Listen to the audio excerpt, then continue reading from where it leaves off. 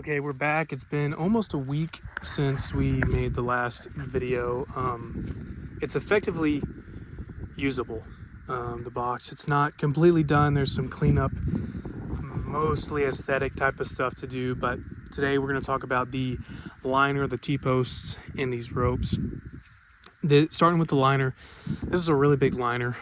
It was a 15 by 25 liner, and I really like to have all the wrinkles out of the bottom and out of the sides, but we only had 2 people working this, so it was really hard to get that just really as clean as I would like it to be.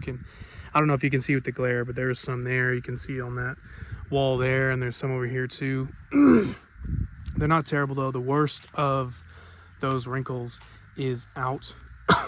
And if you had 4 to 6 people, probably wouldn't be that big a deal to really get it spread out. But what we do is, I'm going to try to imitate it on the outside since we didn't take video during install. We will overhang this more than what it is now, and we'll kind of step along that side gently but firmly, letting that liner pull over the edge. We have to be careful that it doesn't catch on a corner or something else that's sticking out that could rip and tear it. So it's just something you're firm but you're gentle, stepping along that liner to push it up into the corners against the wall, so that when the water comes in, the water is not the thing that's pushing it up against and into the nooks and crannies, if you will. The T-posts were relative. I mean, it's pretty simple. We put T-posts on the ground. We put 6 on the long side, 3 on the short side. Honestly, we've probably got way too many in here, but we've only got it half full, so we're going to leave all of them for now. These longer runs we did it on this side because that's where we tied these 2 8-foot boards together. And I'm going to go to the other side to talk about how the extra we did since the last video to tie those together, because we kind of did some last minute changes just because I was paranoid. So this part is all scrap wood that we had sitting around, so it's ugly, it's jagged, but it's functional. So we've got 3 pieces that are running vertical to help tie these together, and then those are screwed from the inside prior to the install of the liner.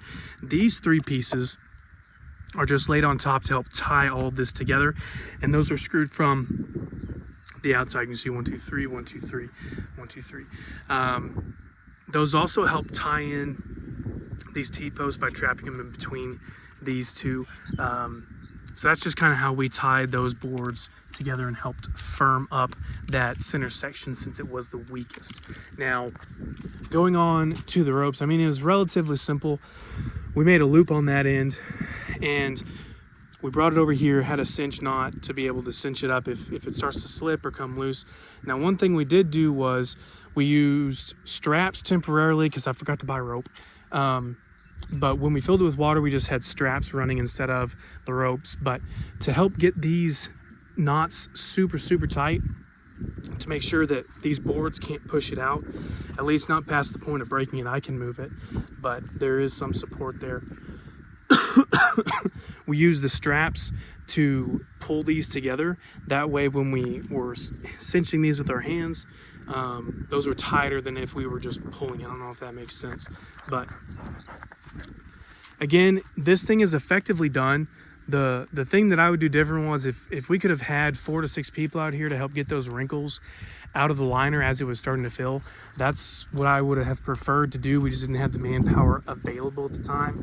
Things that are going to be next are, we're going to trim off some of this extra so it's not hanging out over the side and looking kind of ugly. We'll also do some trimming or some board trim along this to just help flap that down. Because one thing we've had problems with in the past, if I can find one of these older made ones, and part of why I like this other quote-unquote design is when we have this corner flap, I'm getting kind of scared here. Okay. Sometimes we get paper wasp nests just stuck under, not stuck, they make it under there because they think it's safe and sound. So what we're going to do is, since these seams don't have that overhang, once we're finished here, we're just going to clean all that up and not have that problem. So once we finish the cleanup, we'll come back and finish off this video, but it is effectively useful and looking good.